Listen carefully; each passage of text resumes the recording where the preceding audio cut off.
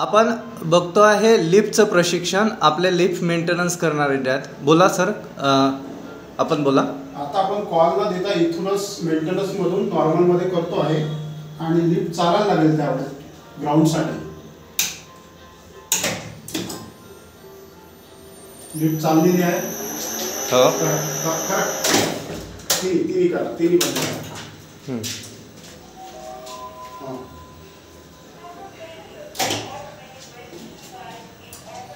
आता आपला battery backup वर आलेला आहे. हे बॅटरी बॅकअप आहे.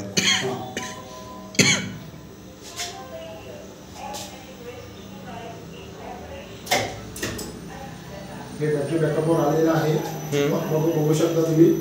आता एका लेवलवर आली का लिफ्ट आपली स्टॉप होऊन जाईल आणि डोर ओपन करेल तिथे त्या फ्लोअरला. हा, जिथे एका कोणता जे जवळचा फ्लोअर असेल तिथे येईल ते. म्हणजे व्यक्ती अडकला असेल त्याच्या जवळपासच्या तिथे डोर ओपन झालेला आहे. आता खाली कोणी असेल खाली त्यांना माहितच असेल. आता डोर ओपन झाला की आपलं बॅकअप सोडून देते. त्यावेळेस तो स्प्रिंग आपण जे स्प्रिंग आणले होते ना त्या स्प्रिंगवर राहते. स्प्रिंग टेन्शन डोर ऑटोमॅटिक ते क्लोज करून टाकते. आपलं बॅकअपचं काम तिथे संपलेलं. ते लिफ्ट हे चालू होईल ते.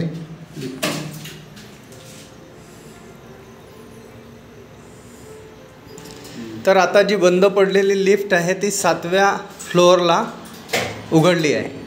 7च्या मधात बंद केली. हां,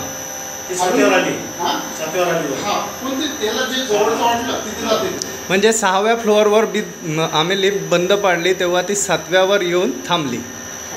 बरोबर. ही बॅटरी बॅकअपची पद्धत आहे. सध्या ही लिफ्ट सुरू झाली आहे. पहिले काय होते सर, पहिला डाऊनचा एरो येते पहिले. हो, तर ते कॅल्क्युलेशन करते म्हणजे हे फ्लोर लांब आहे बा, मग घेते ते अपचा एरो. थोडी खाली जाते. आपण जे खाली केलं ते आधी नाही ना व्यवस्थित. तो काय प्रॉब्लेम होता? तो